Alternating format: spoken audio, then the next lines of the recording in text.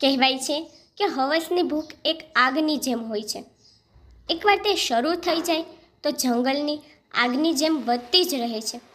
હું કોઈ અમીર છોકરો નહોતો કે ન તો મારા ઘરમાં કોઈ આર્થિક સમસ્યા હતી, પરંતુ મારા વિચારો ખૂબ અમીર હતા. મારે ફક્ત એક જ વસ્તુ જોતી હતી, અને તે પણ સુંદર છોકરીઓને જોવાની. મારે કહેવું તો ન જોઈ, પણ સુંદર છોકરીઓને જોઈને મારી આંખો મશીન જેવી દેખાવા લાગતી. મારી નજર તેના આખા શરીર પર ધારદાર નીલની જેમ ફરતી રહેતી.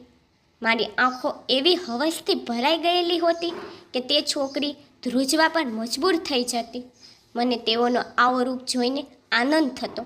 જ્યારે મારી લાગણીઓ મારા ધીરજથી બહાર થઈ જાય, જ્યારે પણ હું તે છોકરીઓ પાસેથી પસાર થતો, હું એક સુંદર દેખાતો યુવાન હતો. મારું કામ શાદી વિવાહમાં વિડીયો બનાવવાનું હતું.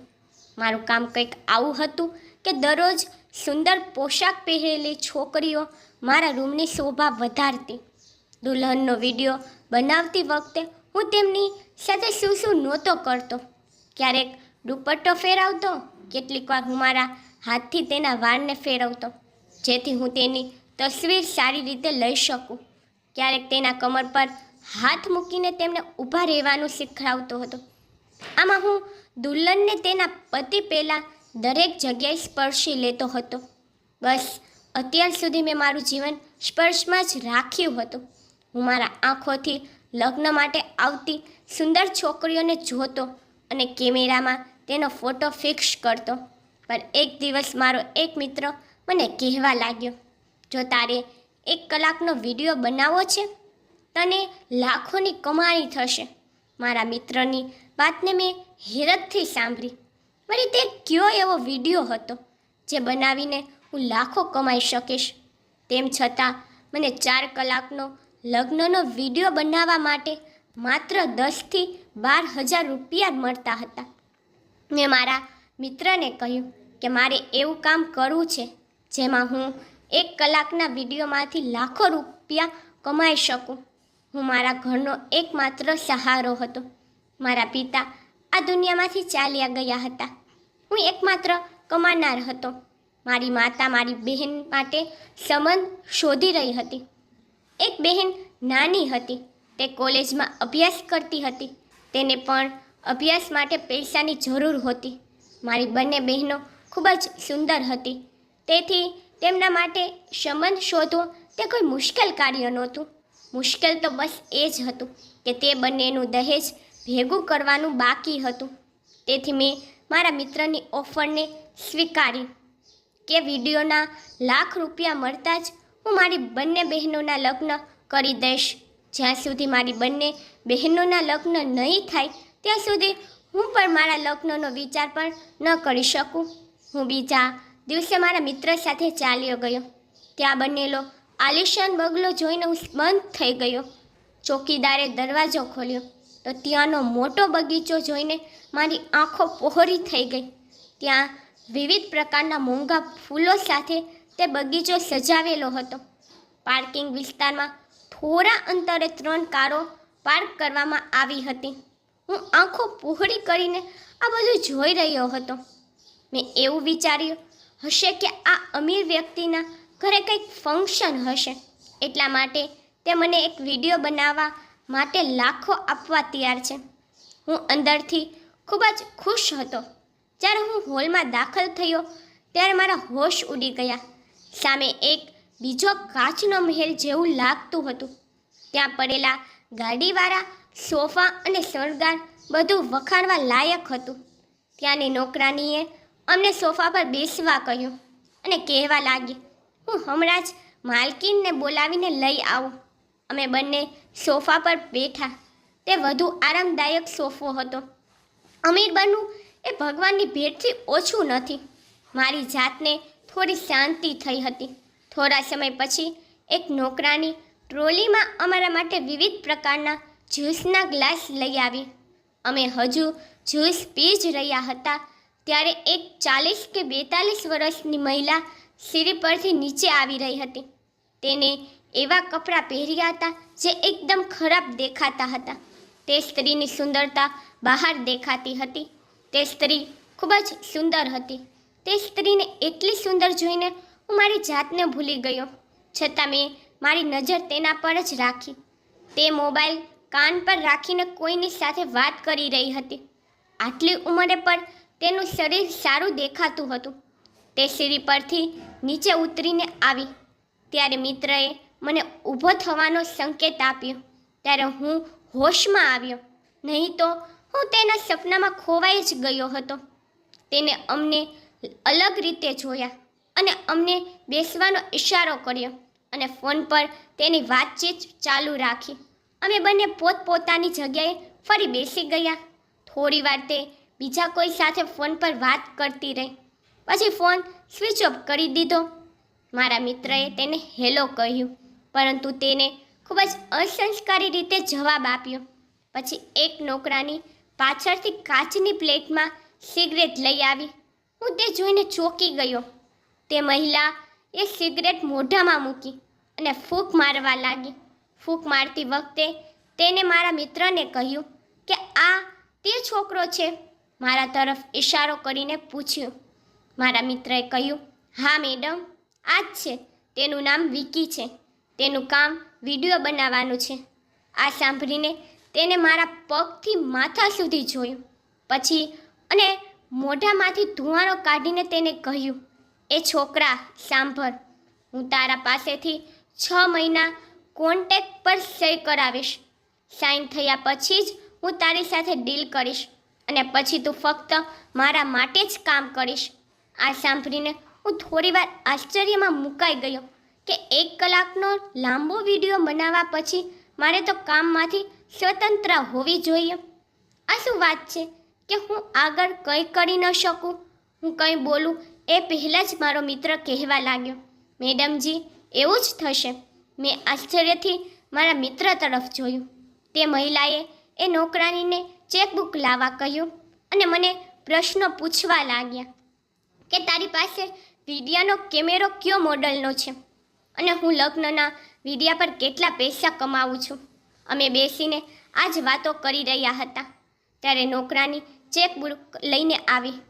હું વિચારી રહ્યો હતો કે 6 મહિનાના બુકિંગ માટે તે શું ચેક આપશે. તે કોઈ 3-4 લાખનો, પણ આ રકમ તો મારા માટે ઓછી પડશે. હું અહીં પાર્ટ ટાઈમ કરવા આવ્યો હતો કારણ કે હું મારી બહેનના લગ્ન માટે પૈસા ભેગા કરી શકું અને તેમ પણ ઘર ચલાવવા માટે કામ પર ચાલુ રાખવું જોઈએ. પણ મારા મિત્રએ મને વિચારવાનો મોકો પણ આપ્યો નહીં. તે મહિલાએ ચેકમાં લખ્યું અને કોન્ટ્રાક્ટ પેપર સાથેની ચેકબુક મારી સામે ટેબલ પર રાખી દીધી અને તે કહેવા લાગી, પેપર પર સહી કર્યા પછી તે ચેક ફાડીને લઈ જજે અને કાલે સમયસર કામ પર આવજે, નહીંતર તું જઈ શકે છે. જ્યારે મેં ચેક પર જોયું તો મારા હોશ ઉડી ગયા. તેને 10 લાખનો ચેક આપ્યો હતો. મેં આટલા પૈસા ક્યારેય સપનામાં પણ વિચાર્યા ન હતા. આ પૈસાથી હું ઘણું બધું કરી શકતો હતો. મેં ખુશીથી ચેક ઉપાડીને મારા ખીચામાં નાખી દીધો અને મેં કોન્ટ્રાક્ટ પેપર પર ન વાંચ્યું અને વાંચ્યા વિના તેમાં સહી કરી નાખી, કારણ કે હું એટલો ખુશ હતો કે મારા પગ જમીન પર દેખાતા ન હતા. પરંતુ મને ખબર ન હતી કે હું કેવા પ્રકારની દલદલમાં પ્રવેશવા જઈ રહ્યો છું. તે સમયે હું તો મારી જાતને હવામાં ઉડતો અનુભવી રહ્યો હતો. હવે હું મારી ખુશી પર કાબૂ પર રાખી શકતો ન હતો. પછી તે મહિલાએ મને સવારે ઘરે આવવા કહ્યું. જ્યારે હું ઘરે પહોંચ્યો ત્યારે મારી માતાનો ચહેરો ખુશીથી ચમકી રહ્યો હતો. મને જોઈને તે કહેવા લાગી, વિકી, જે લોકો તારી મોટી બહેનને જોવા આવ્યા હતા તેઓને તારી બહેન પસંદ આવી ગઈ છે. હું વિચારવા લાગ્યો, આવો સારો સંબંધ દરરોજ નથી આવતો, તેથી સંબંધ પતાવવો જોઈએ.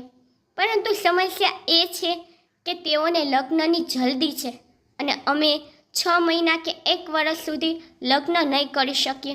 મેં મારી માતાની સમસ્યા માત્ર 1 મિનિટમાં ઉકેલી દીધી, કારણ કે હવે મારી બધી સમસ્યાનો ઉકેલ મારા ખીચામાં હતો. મેં મારી માતાને કહ્યું, મારે એક જગ્યાએ સોદો છે. હવે હું તેમના કહેવા મુજબ વિડીયો બનાવવાનું કામ કરીશ. આમાં તેને મને એડવાન્સમાં સારી એવી રકમ આપી છે. તમે બહેનનો સંબંધ કરી નાખો. મારી માં ખુશ થઈ ગઈ. પણ અત્યાર સુધી એ મેડમે મને એ કહ્યું ન હતું કે મારે શું કામ કરવાનું છે. રાતે સૂતી વખતે હું એ વિચારવા લાગ્યો કે એ સ્ત્રીનું શું કામ હોઈ શકે કે તે મને દરેક કલાકના વિડીયો માટે ₹10 લાખ આપે છે અને આ 10 લાખ પર 6 મહિનાનું એડવાન્સ છે.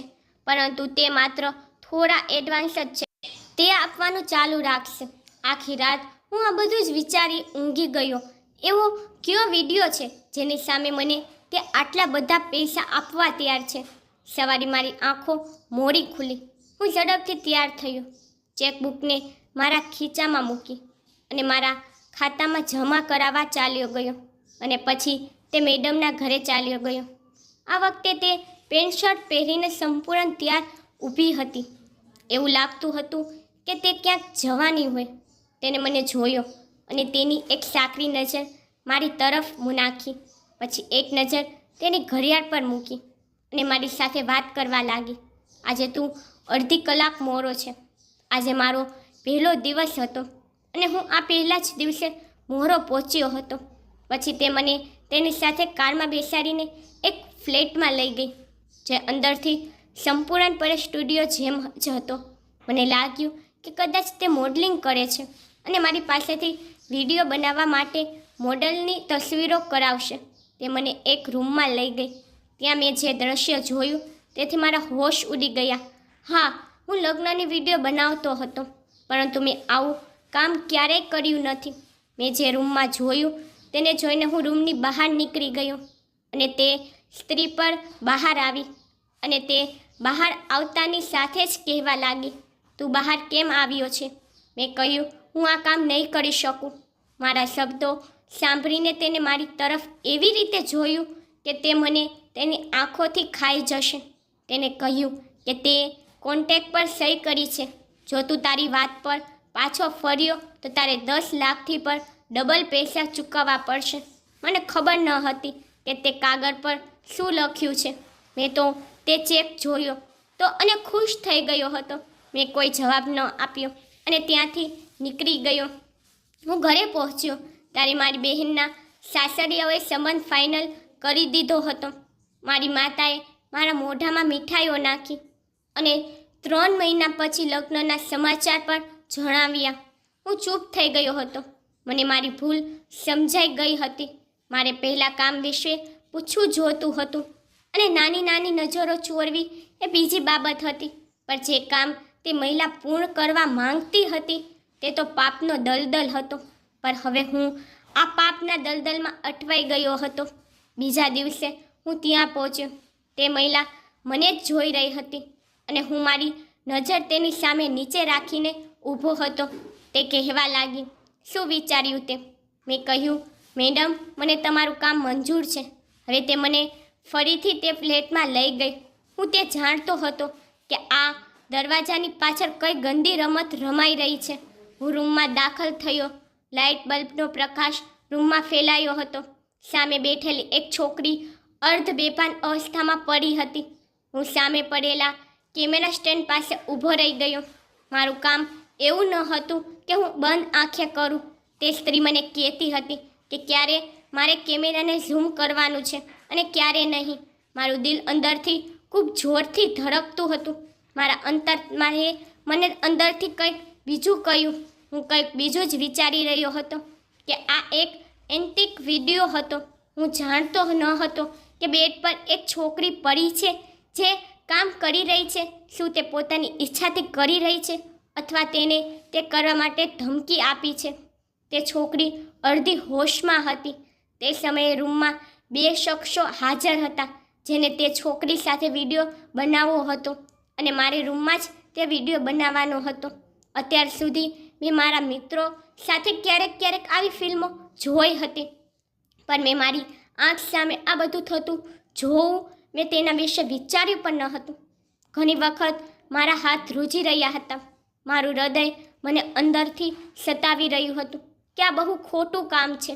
તે છોકરી અડધી બેભાન હતી. તે પોતાની જાતને મુક્ત કરવાનો પ્રયાસ કરી રહી હતી, રડતી હતી. કહેતી હતી, મને છોડી દો, ભગવાન ખાતર મને છોડી દો. 2 કલાક પછી હું રૂમમાંથી બહાર નીકળી ગયો. મારી હાલત એવી હતી કે હું પરસેવાથી લથબથ થઈ ગયો હતો. મારું આખું શરીર ધ્રુજી રહ્યું હતું. આ બધું મેં પહેલી વાર મારી પોતાની આંખે થતું જોયું હતું. ત્યાંથી નીકળીને હું પોતાના ઘરે ગયો. ન તો મેં રાત્રે બરાબર ખાધું હતું કે ન તો હું આરામથી સૂઈ શક્યો. જો હું મારી આંખો બંધ કરતો તો તે છોકરીનો દર્દનાક અવાજ મારા કાનમાં ગૂંજવા લાગતો. મારી આંખો સામે તે જ દ્રશ્ય આવી જતું. હું ઉઠીને બેસી જતો, પણ મારી હાલત થોડા દિવસો સુધી રહી. ધીમે ધીમે મને લત લાગી ગઈ હતી. હવે મારા હાથ ધ્રુજતા પણ ન હતા અને ફિલ્મ બનાવતી વખતે હું નર્વસ પણ થતો ન હતો. એમ સમજાવું તો આ પાપની સહીએ મારા હૃદયને પણ કારું કરવા લાગી હતી. હવે મારી જેવી હાલત હતી, હું તે વાત પર આશ્ચર્યમાં મુકાઈ જતો કે હવે મારા અંદર પર શૈતાન પ્રવેશવા લાગ્યો હતો, કારણ કે હું તે છોકરીઓના અવાજોથી ઉત્તેજિત થવા લાગ્યો હતો. જ્યારે પણ હું વિડીયો બનાવતો ત્યારે મારી પોતાની લાગણીઓ કાબુ બહાર જવા લાગતી.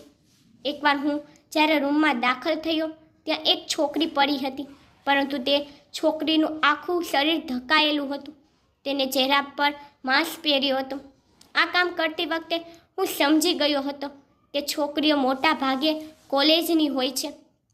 તેઓને પ્રેમના જાળમાં ફસાવીને ટીમના છોકરાઓ તેમને અહીં લઈ આવે છે અને ત્યારબાદ તેમના આવા વિડીયો બનાવીને તેમને બ્લેકમેલ કરીને પૈસા કમાય છે. પહેલાં જે વિડીયો છોકરીઓ બનાવવામાં આવતો હતો તેમાં છોકરીઓનો ચહેરો સ્પષ્ટ દેખાડવામાં આવતો અને તે જ વિડીયો તે છોકરીઓને બતાવીને તેને બ્લેકમેલ કરવામાં આવતી હતી કે તેઓ મજબૂર થઈને વધુ વિડીયા પણ બનાવતા હતા. પરંતુ બીજા વિડીયોમાં તે યુવતીનો ચહેરો કાઢી નાખવામાં આવતો. જો છોકરી પર તેને સુરક્ષિત રાખવામાં આવતો હતો, કારણ કે ભવિષ્યમાં તે છોકરીઓ વિડીયો બનાવવાની ના પાડે તો તેને બ્લેકમેલ કરી શકાય. આ સિવાય બીજા પર ઘણા ફ્લેટ તે મહિલાના છે. જ્યારે પણ તે યુવતીઓને બ્લેકમેલ કરવામાં આવતી ત્યારે તેઓ મજબૂર થઈ જતી. તેઓ આ લોકોના ઈશારા પર નાચવા લાગતી અને દરેક છોકરીઓ કંઈ પણ કરવા માટે તૈયાર થઈ જતી. જ્યારે મેં તે છોકરીના હાથ તરફ જોયું તો તે સફેદ હતા. તે મારી કમજોરી હતી. જ્યારે મેડમ અંદર આવી ત્યારે મેં કહ્યું, મારે પર આ છોકરી સાથે મારી ઈચ્છા મુજબ કંઈક કરવું છે. મારા શબ્દો સાંભળીને તે મહિલાએ મારી તરફ આશ્ચર્યથી જોયું અને હસવા લાગી અને કહ્યું, ઠીક છે, મને કોઈ વાંધો નથી. તે છોકરી સાચેને જ ખૂબ જ સુંદર હતી. મેં રૂમનો દરવાજો બંધ કરી દીધો અને પહેલીવાર મેં તે છોકરી સાથે 2 કલાક વિતાવી. મને મારા કૃત્ય પર કોઈ પછતાવો પણ ન હતો અને પછી મને આદત બનવા લાગી. મારી બહેનના લગ્ન પણ માથે આવી ગયા હતા અને મેં ખૂબ ધૂમધામથી મારા બહેનના લગ્ન કર્યા હતા. મારી માતાને નવાઈ લાગી કે મારી પાસે લગ્ન માટે આટલા પૈસા ક્યાંથી આવ્યા.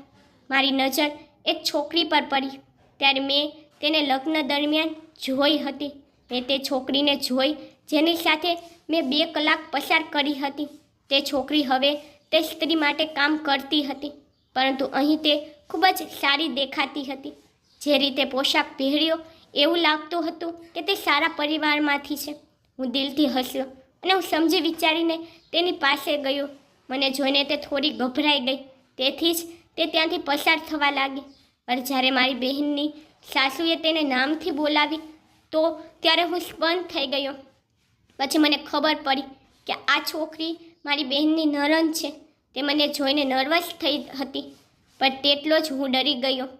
તેને એ તો ખબર ન હતી કે તેના સન્માનને કોણે પ્રથમ વખત કલંકિત કર્યું હતું, કારણ કે બ્લેકમેલ કરતી સમયે પુરુષોના ચહેરાને કાઢી નાખવામાં આવતા હતા.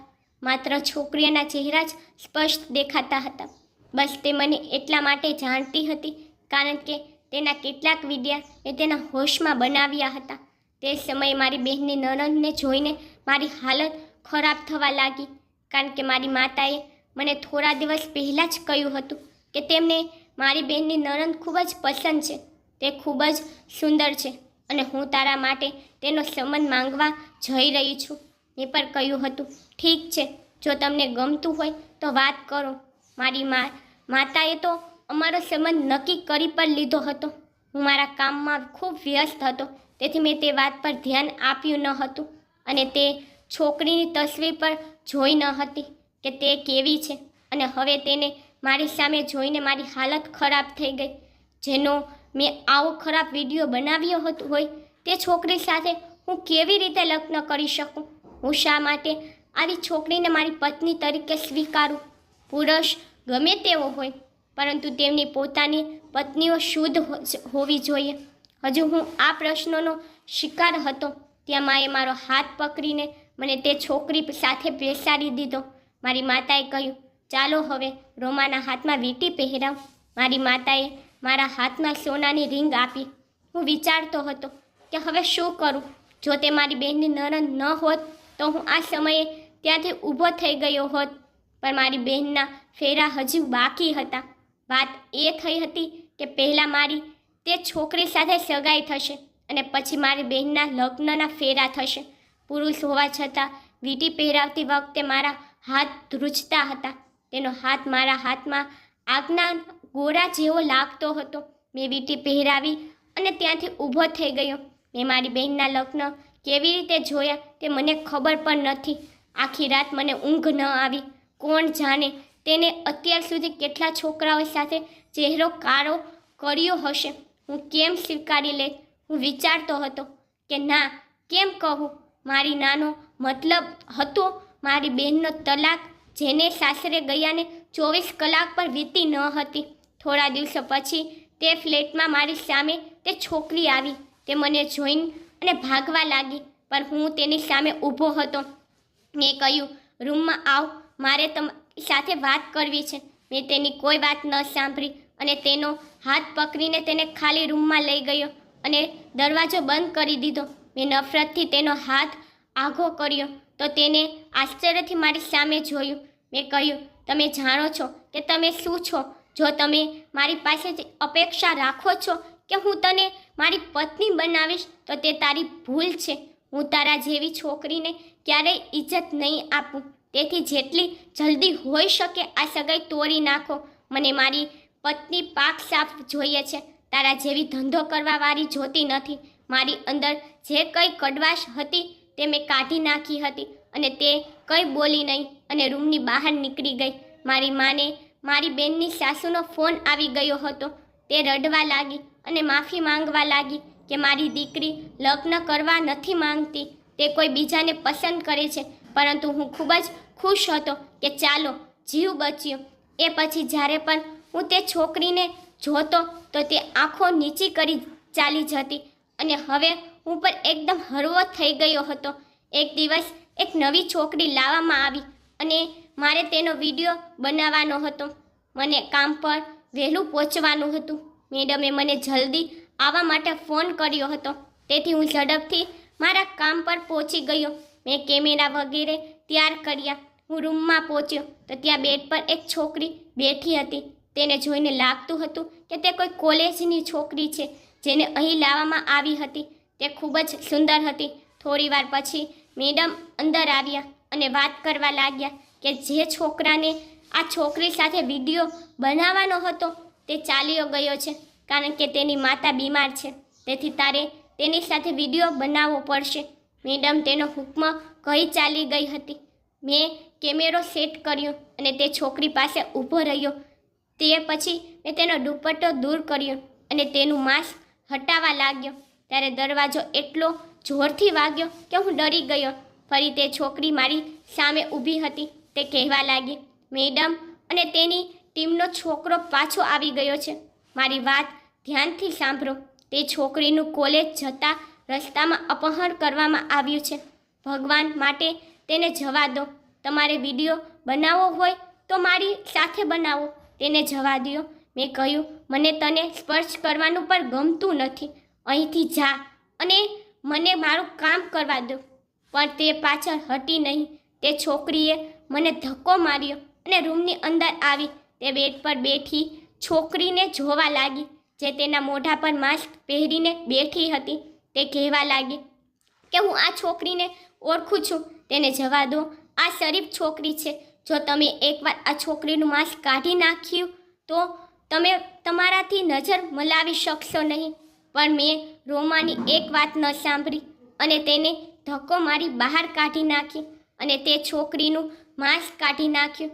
પણ એ છોકરીના ચહેરા પર નજર પડતા જ મારા હોશ ઉડી ગયા, કારણ કે તે મારી નાની બહેન હતી અને હું આ જોઈને ચોંકી ગયો.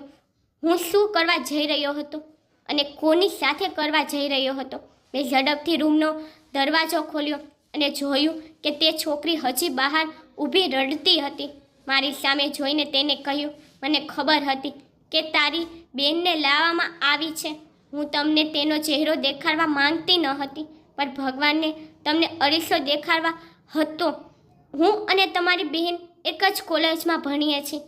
જેવી રીતે મારું અપહરણ કરી અહીં લાવવામાં આવી છે, તેને પણ અત્યારે અહીં તેમજ લાવવામાં આવી. પણ મને બરબાદ કરવામાં આવી અને મને બ્લેકમેલ કરીને કામ લેવામાં આવી રહ્યું છે. મને ખબર નથી કે તે કોણ હતું કે જ્યારે તેને મારી ઇજ્જત પહેલીવાર બરબાદ કરી નાખી. આટલું કહીને તે રડવા લાગી અને હું શરમથી લાલ થઈ ગયો. જેને મેં આટલું કહ્યું હતું તે મને મારી બહેનની સામે શરમથી બચાવવા માંગતી હતી. મેં મારી બહેનને તેમાંથી બહાર કાઢી અને ઘરે લઈ ગયો. ઘરે કહ્યું તે કોલેજમાં બેહોશ થઈ ગઈ હતી. તે પછી મેં વિચાર્યું કે મારે રોમા સાથે લગ્ન કરવા છે.